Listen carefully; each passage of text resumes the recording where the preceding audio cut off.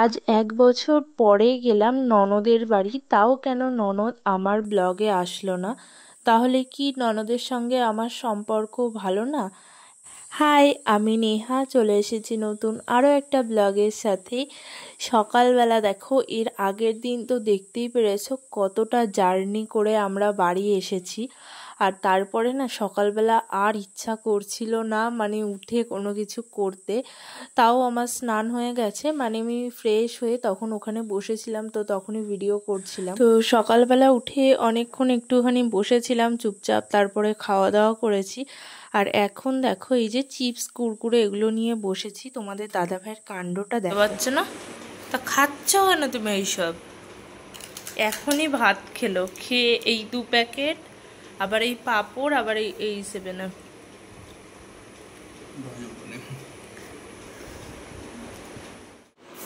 কি মাতাল একটা লোক! আমি এখান থেকে ডাকছি, উনি সোজা বাথরুমের ওখানে গিয়ে খুঁজছে আমাকে। আর তাও বাথরুমে গিয়ে একবার দেখেও মানে দরজার পেছনে খুঁজে বেড়াচ্ছিলে না টয়লেটের মধ্যে খুঁজছিলে? কি পরবো তাই জিজ্ঞাসা করার জন্য ডাকছিলাম। শুনতেই তো পারলে, মানে আমাদের কাণ্ড কারখানা দেখে না হাসি থামানো যায় না, এমন একটা ব্যাপার। যাই হোক, ভাবছিলাম চুড়িদার পরবো না শাড়ি পরবো। আমি তো ভাবছিলাম শাড়ি পরার কথা, কিন্তু তোমাদের দাদাভাই আবার খুব একটা মানে কোথাও যাওয়ার সময় না যদি বলি যে শাড়ি পরবো, ও বলে না তুমি চুড়িদারই পরো। যদি হয় সেটা একটু দূরের রাস্তা, যদিও বা আমার ননদের বাড়ি খুব একটা দূরে না, মোটামুটি আমাদের বাড়ি থেকে আধ ঘন্টা মতো লাগে। মানে মেনলি বাড়িটা হচ্ছে কৃষ্ণনগরের লাইনে। আমাদের বাড়ি থেকে কৃষ্ণনগর যেতে টাইম লাগে ওই 45 মিনিট মতো, আর আমার ননদের বাড়ি যেতে লাগে ওই 25 থেকে 30 মিনিট মতো। যাই হোক, অনেক দিন পরে যাচ্ছি। 1 বছর পরে কেন বললাম বলো তো? আমরা সেই যে আমাদের বিয়ের পরে গেছিলাম, তারপরে তো আমরা কোয়ার্টারে চলে গেছি। তো ওখান থেকে আসলামই প্রায় আমরা 1 বছর পরে, বুঝতেই পারছো।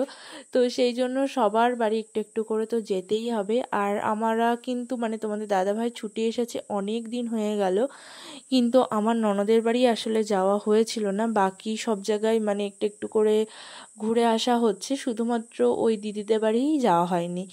তো আজকে শরীরে পারছিল না, তাও ভাবলাম চলো ঘুরেই আসি। একবার দেখা না করে আসলে আর যাওয়া হবে কিনা তার কোনো মানে শিওর, কারণ এমন করেই না এই বাড়ি ওই বাড়ি ঘুরতে ঘুরতেই আবার যাওয়ার সময়ও আমাদের চলেই আসছে, মানে তোমাদের দাদা ভাইয়ের যাওয়ার সময়। আমি যাব কিনা সেটা তো এখনো পর্যন্ত ঠিক নেই।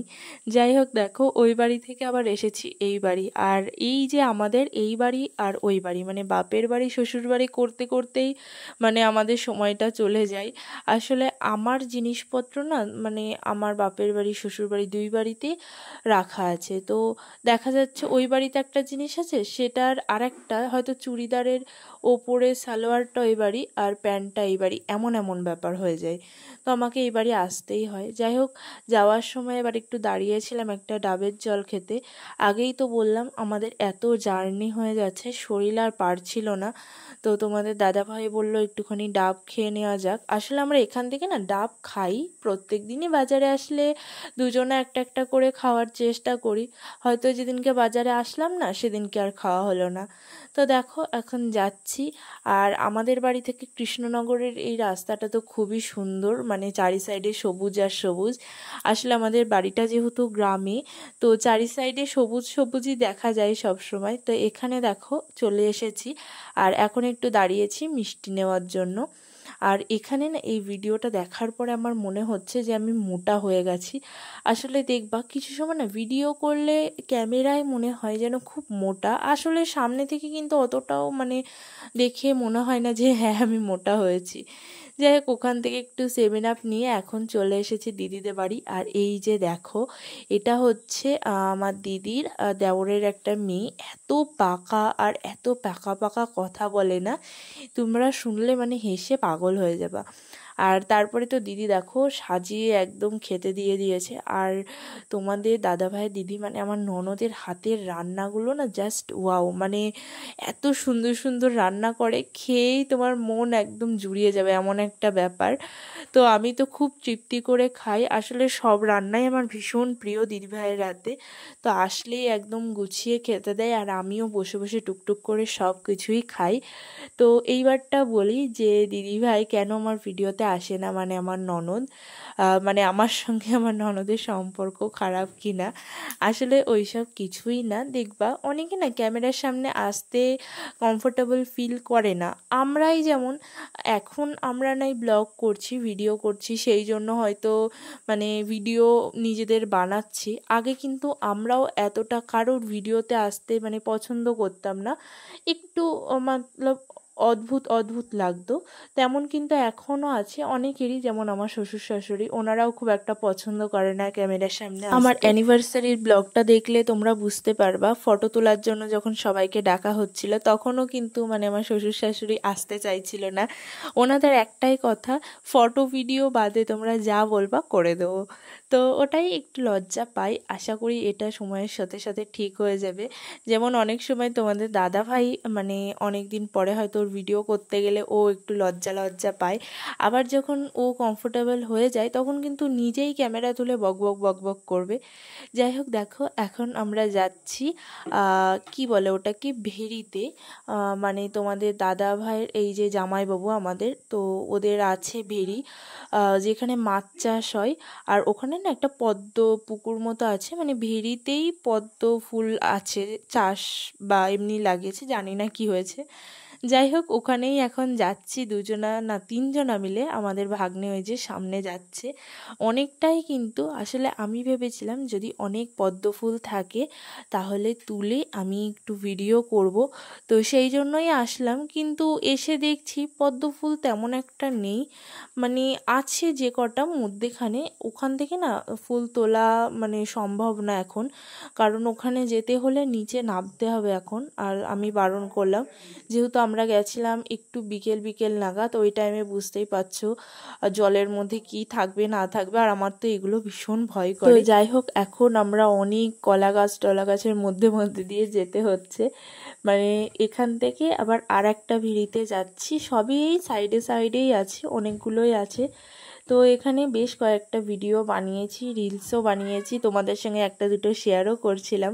তারপরে দেখো আমরা আবার বাড়ির দিকে যাচ্ছি, তো দেখছি এখানে একটা মাছ কলা পাতা খাচ্ছে, আমি তো দেখে অবাক হয়ে গেছি। আসলে এগুলো না আমার কাছে একটু নতুন, কারণ আমাদের বাড়ির আশেপাশে না এমন নেই, ভিড়ই নেই, মানে নদী আছে আমাদের বাড়ির পেছনেই নদী, 5 মিনিট না 2-3 মিনিট মতো লাগে নদীতে যেতে, কিন্তু এই ভেরি পুকুর এগুলো খুব একটা নেই। যাই হোক দেখো এখান থেকে তোমাদের দাদাভাই এই ফুলগুলো তুললো, এই ফুলগুলোকে আসলে কি বলে আমি সঠিক জানি না, আগেই বললাম এগুলো আমি সঠিক চিনি না খুব একটা। আর যেতে যেতেই দেখো কার সাথে দেখা হয়েছে, একটা কাঁকড়ার সাথে। আসলে এখান দিয়ে যেতে যেতে হঠাৎই আমার চোখে পড়ে একটা কাঁকড়া মাছ, তো আমি তোমাদের দাদাভাইকে বলার সাথে সাথে ও ধরে, আর ধরে ধরে এখন আমরা নিয়ে যাচ্ছি আমাদের বাড়ির দিকে। মানে আমি তো অবাক, এর ভেতরে কাঁকড়া মাছ আছে। তো দেখো এখানে আমাদের ভাগ্নে দেখছে আর আছে নাকি, কিন্তু আর ছিল না, মানে কি বলতো ভেতরে আছে, পুকুরের ভেতরে এই যে গর্তর মধ্যে নাকি মাছগুলো থাকে।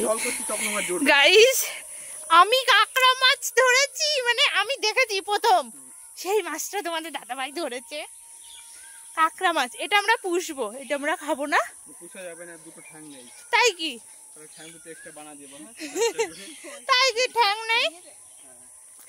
মানে আমার থেকে ভাঙিনি, এটা মানে আগেই ভেঙেছে। আগে ভাঙা ছিল দুটো পা, ওই অসুস্থ কাঁকড়া বলে ওটাকে আমরা পুষবো। দারুণ একটা গ্রামীণ নেচারের ভেতর দিয়ে আমরা এখন যাচ্ছি। শুনতেই তো পারলে কাঁকড়া মাছটা না একটা না দুটো পা ছিল না, এই যে দুটো পার্ট নেই।